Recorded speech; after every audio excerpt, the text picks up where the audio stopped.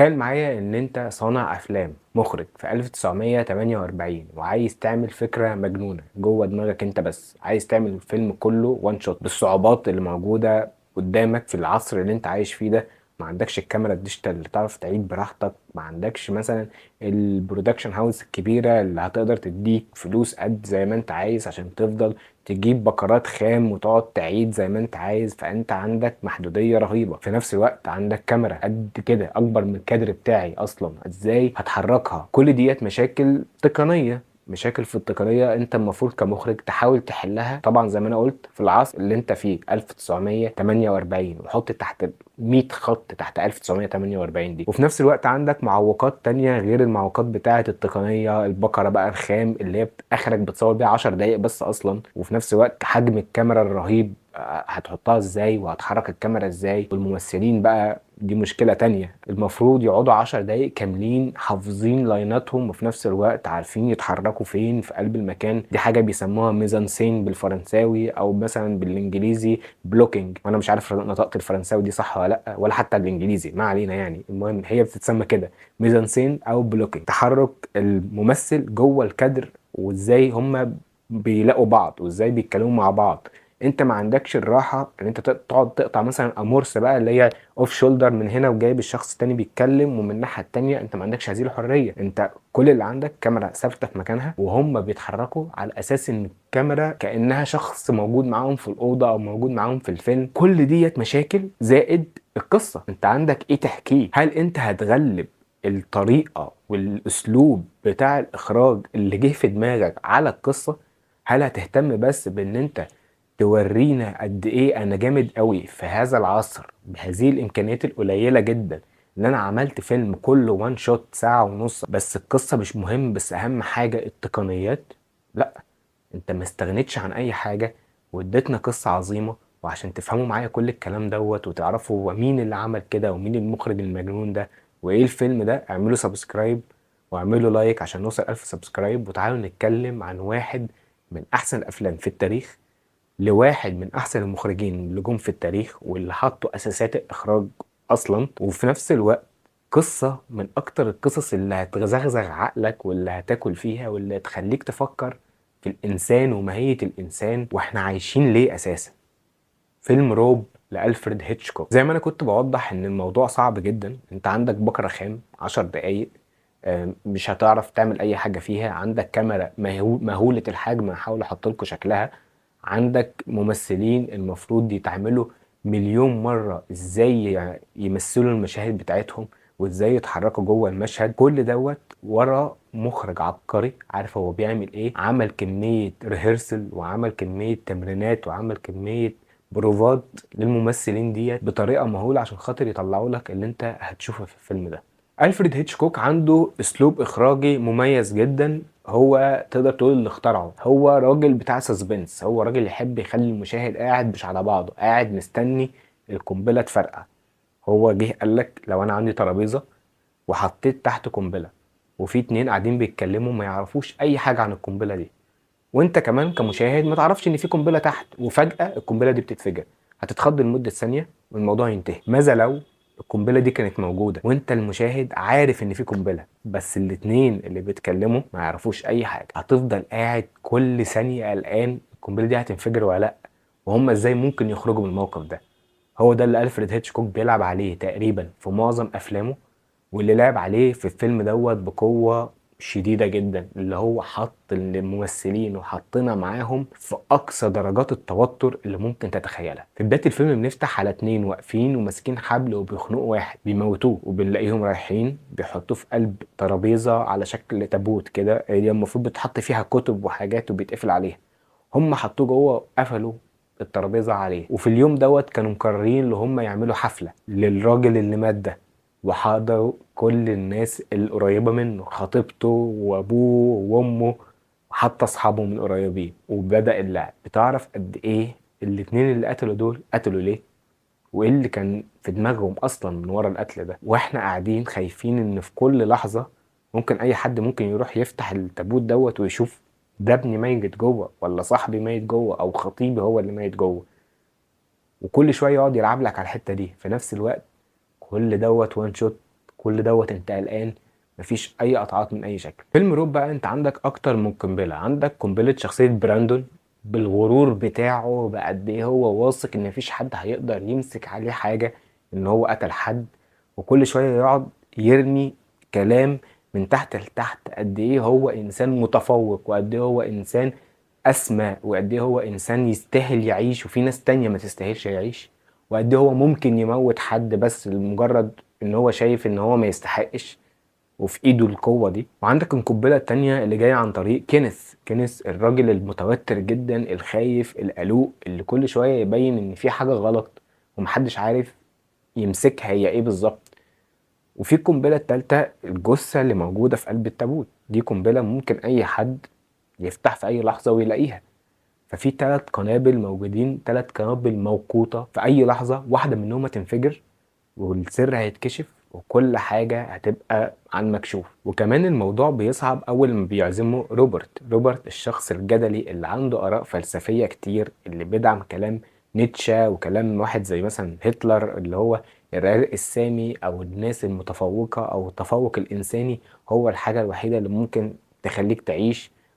فدوت تقريبا نفس وجهة نظر الاتنين اللي قتلوا، والاتنين اللي قتلوا دولت كل اللي عايزين يبينوه ان هم كانوا صح، وان هم خدوا الاكشن بقى، مش مجرد كلام، مش مجرد فلسفة، انا خدت اكشن بالفعل، انا قتلت اللي ما يستحقش يعيش، اللي واخد بنت هو ما يستحقهاش هي احسن منه، هي متفوقة عنه، اللي واخد مناصب هو ما يستحقهاش في ناس تانية تستحقها، وهم شايفين نفسهم يستحقوا المناصب اللي هو فيها، او البنت اللي هو معاها، او ايا كان، او حتى اهله اللي هو ما يستاهلهمش عشان هم مثلا مثقفين اكتر منه، هم واخدين كل الكلام دوت بالحرف ونفذوه، وانت ما تستحقش تعيش فقتلوه.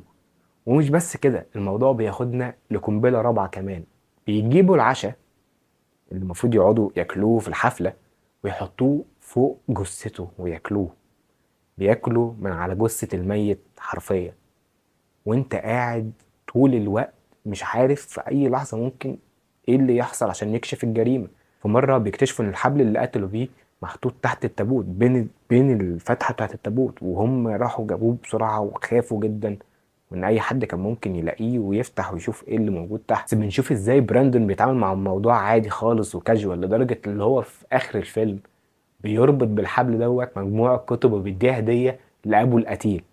للدرجة دي هو واثق من نفسه. بس بنشوف من الناحية التانية كينيث بيقول اللي انت بتعمله ده غلط، واللي انت بتعمله دوت هيكشفنا في اي لحظة. وزي ما احنا واخدين بالنا من اختلاف الشخصيات بين كينيث وبين براندون بالنسبة له حتة اللي هو يحط الاكل على الجثة ديت كانت هي الكريزة اللي فوق التورتة، هي ديت الحاجة اللي بتتمم الصورة الجمالية بتاعته، هي دي الحاجة اللي لما رسم رسمة كده راح جاي حاطط النقطة الأخيرة اللي بتخلي الرسمة كلها تبان، إن هو ياكله من على جثته، وقد إيه هو واثق في نفسه إن هو محدش هيقدر يوقعه.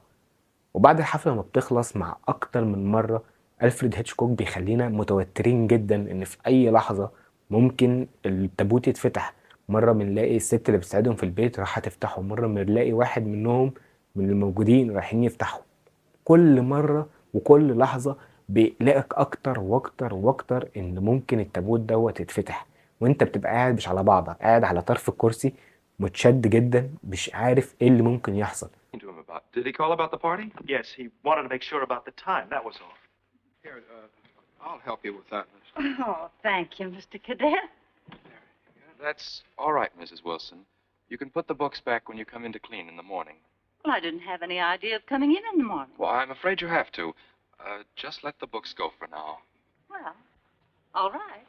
وخد بالك إن فيلم في الوقت ده ومجرد بيت واحد كام شخصية بيتكلموا مع بعض بقصة مثيرة للاهتمام بطريقة مخرج عبقري عارف يشدك، هيخليك مشدود، مش محتاج بقى اكشن ولا محتاج ناس بتتشقلب ولا محتاج اي حاجة، كل اللي انت محتاجه واحد فاهم هو بيعمل ايه، مش اكتر ولا اقل. وبنيجي للنهاية العبقرية في وجهة نظري لما كله بيمشي والموضوع خلاص والناس روحت، حتى روبرت دوت خد بعضه ومشي والدنيا بقت تمام، وهو خلاص تفاخر بنفسه اللي هو عمل الحفلة وحط الماستر بيس بتاعته في اعلى حتة.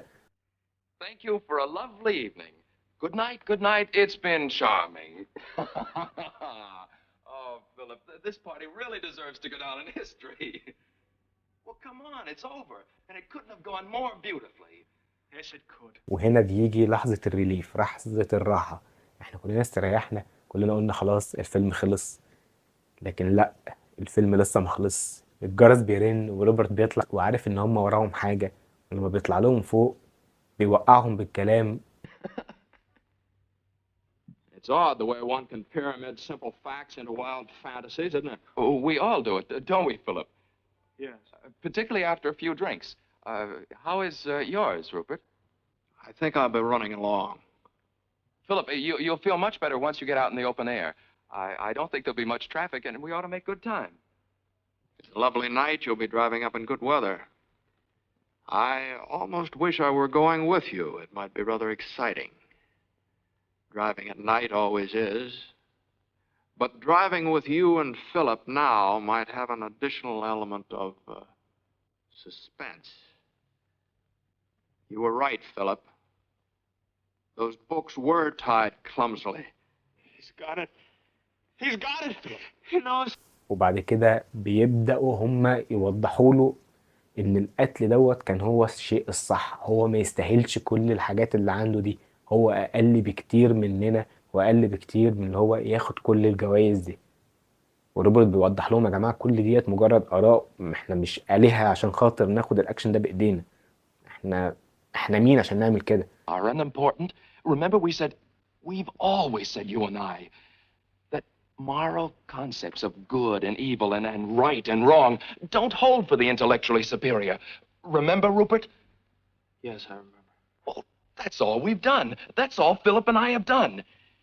He and I have lived what you and I have talked. I knew you'd understand because you have to, don't you see? You have to.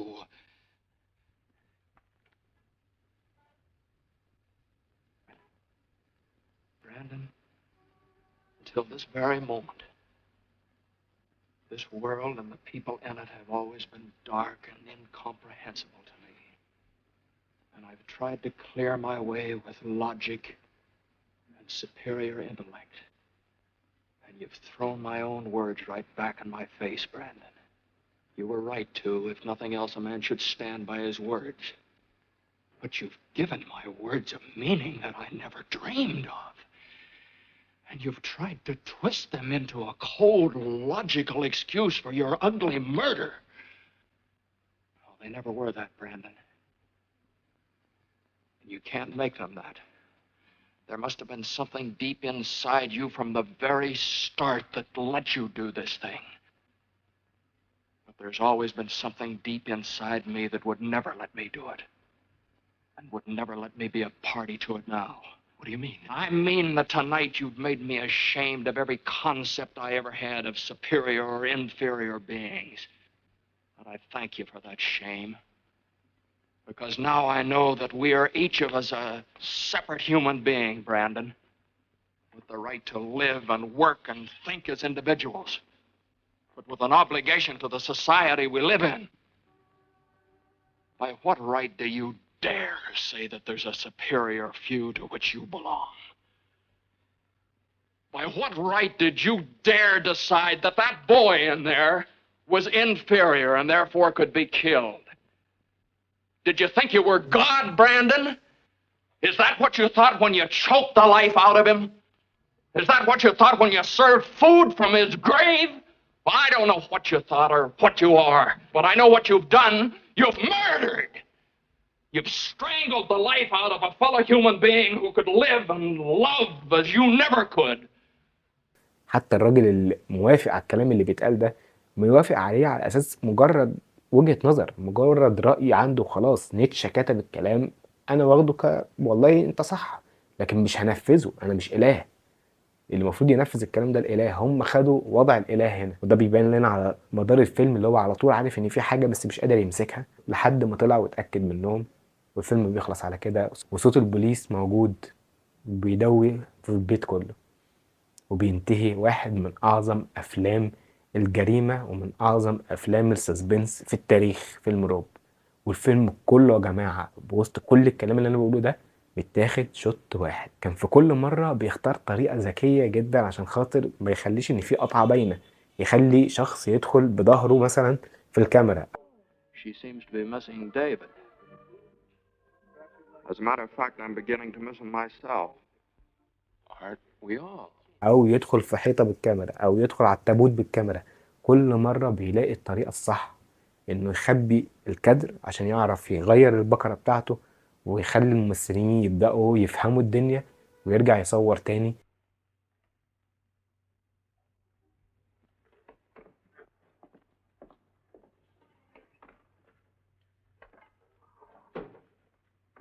Mrs. Wilson, Yes? there's champagne in the icebox. Oh, we're not giving them a chance. انا شايف في وجهة نظري دوت اعظم فيلم وان تيك اتعمل في التاريخ، مش عشان هو الاول، عشان هو عمل صح. هو عمل اصعب حاجة ممكن تتعمل في اصعب وقت باكتر طريقة صح. بس كده. فيلم بالنسبة لي 10 من 10 طبعا، مفيش كلام. انا مش هاجي اقيم الفريد هيتشكوك يعني. وفي افلام كتير جدا لالفريد هيتشكوك ممكن اقعد اتكلم عليها.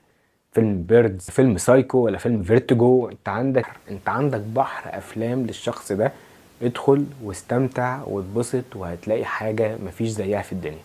صدقني، خدها مني. انا عارف انا بقول لك ايه. اعمل سبسكرايب وسلام.